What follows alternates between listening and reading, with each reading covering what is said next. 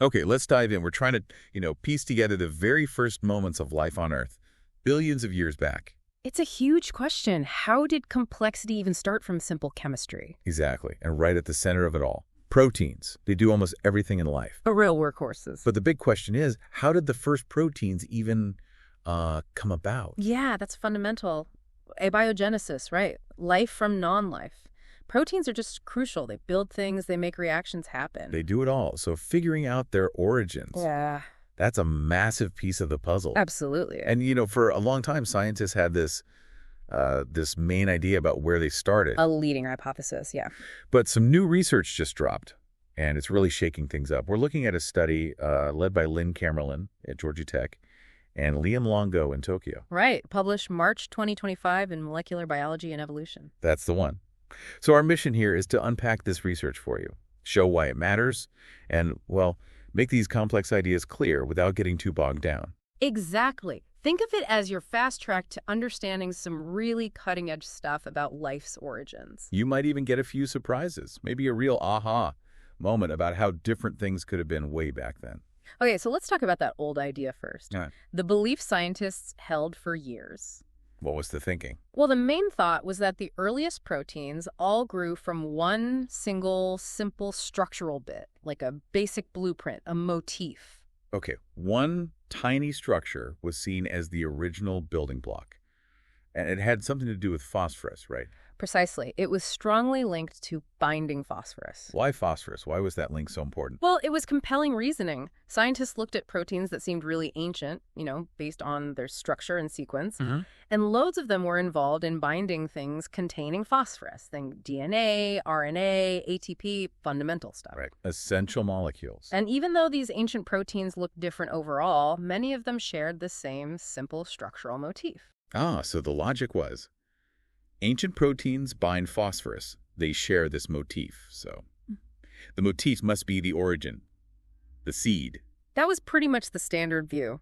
Liam Longo actually put it nicely. He said something like, for years, researchers took this to mean that today's complex proteins came from the motif itself, that this tiny protein gave rise to entire families. It felt neat, connected. It did, but then Camerlin, Longo, and their team came along. And they took a fresh look. A really deep look. They sifted through tons of protein structure data using pretty sophisticated computer analysis. Okay, so what did they find when they crunched all that data? Did it hold up? Well, not quite. It was actually pretty unexpected. They definitely saw structures like the famous motif. Some more? But crucially, it wasn't identical across all these different phosphate-binding proteins, and their analysis showed something key. What was that? That the basic chemical job binding phosphate could actually be done by lots of different structural shapes, not just that one specific motif everyone had focused on. Wow. So it wasn't unique. That specific structure wasn't the only way to do the job. Exactly. It kind of burst the bubble. The idea that this motif was uniquely special, the only possible seed, it just didn't fit with the variety they were seeing in the data. That really changed the picture. Yeah. So if it's not the special seed, what is it? How does Lynn Camerlin describe it now? She has this great phrase for it. Calls it probably an eroded molecular fossil. A fossil. Yeah, like its true original nature has been sort of overwritten by billions of years of evolution. An eroded fossil. Yeah. That's powerful. Just a leftover fragment, not the starting point. She's an analogy too, didn't she? Something about eyes and heads. Yes, that helps make it clearer. She says, look, you wouldn't argue that eyes created heads just because heads have eyes, right? Okay, yeah. Seeing is complex. It needs the eye, sure, but also the brain, nerves, blood vessels, the whole system. The eye needs the head to work, not the other way around. I get it. Exactly. And that's her point about this protein motif. It doesn't really function on its own. Her words were something like, only embedding within the larger system allows it to shine. It needs context. The rest of the protein, the environment. Right. The motif alone isn't the origin story. That makes a lot more sense. Okay, so their analysis showed it wasn't unique. Did they test that idea experimentally? They did. They wanted to see if similar structures, these motifs, could form under different conditions. They tried experiments in water, which is normal, and also in methanol. Methanol? Why methanol?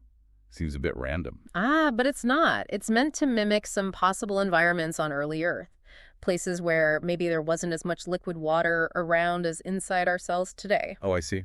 Testing if the motif needed water, like modern cells. Smart. They wanted to know if it was tied to specific modern-like conditions. And what happened in the methanol tests? Did the motif form? They found comparable motifs, yeah. Structures capable of binding phosphate popped up in methanol, too. Whoa. Okay, so it wasn't dependent on a water-heavy environment. Doesn't seem like it. So finding it in methanol, too, what does that really confirm? It strongly backs up their analysis. It shows this famous motif probably wasn't unique or special.